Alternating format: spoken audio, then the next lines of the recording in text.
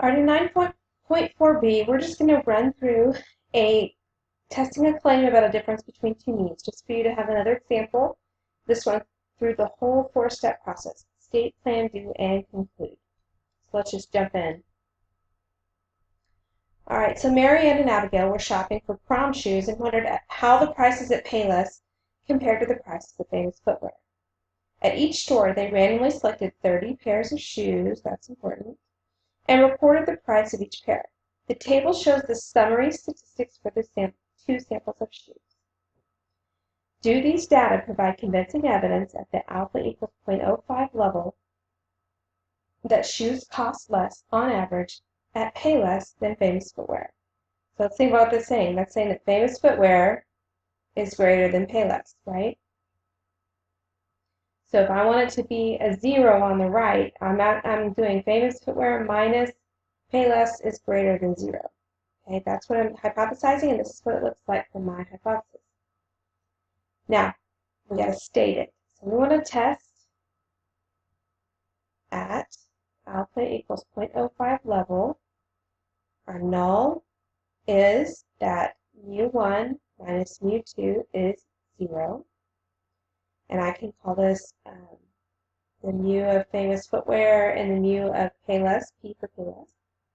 The alternative is that the mu of Famous Footwear minus the mu of Payless is greater than 0. We got that from the words. Now I have to define what is mu of F. That is the mean price of shoe at Famous Footwear. And then what does mu of P mean? Well, that's the mean price at Payless. Okay? Now for the plan step, that was state, now we plan. Two conditions, or we first name our test. What is it? It's a two-sample t-test. And let's look at random. Do we know if it's random? What did they say? They selected 30 pairs of shoes. They randomly selected 30 pairs. Yeah, it was a simple random sample where n equals 30 at each. Okay? Now, is it normal? Okay, well, at Famous Footwear, the sample size was 30. That's greater than or equal to 30.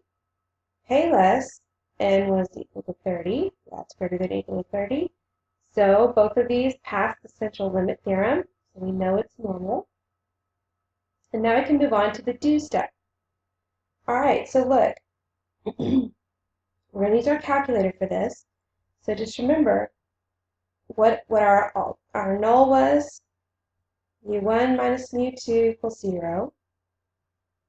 The alternative was that mu, I guess, f minus mu p was greater than 0. I forgot we used f and p. So here's mu of f. This is our first one. In the calculator, that's 1. And this is mu p, Payless. Okay? So remember what we're going to do in the calculator. We're going to go dat test, and you're going to go to two-sample t-test, number 4. This time, I don't want data. I want stats. I'm going to click on stats, and it's got a bunch of stuff in there. I don't want that stuff. I want my new information. So x1, we said, goes with 1, which is our Famous Footwear data. Okay, so x1 is going to be 45.66. Sigma is 16.54. The number was 30, right?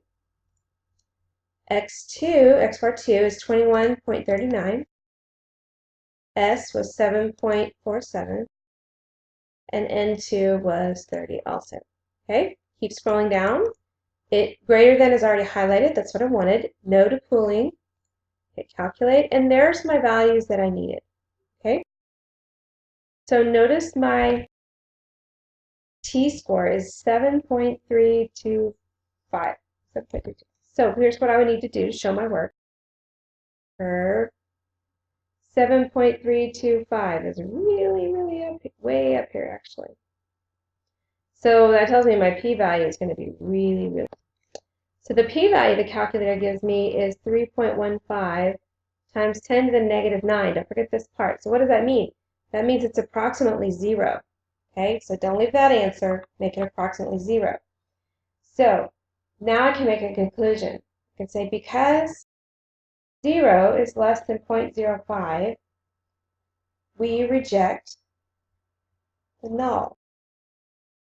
We have convincing evidence that, now describe the alternative.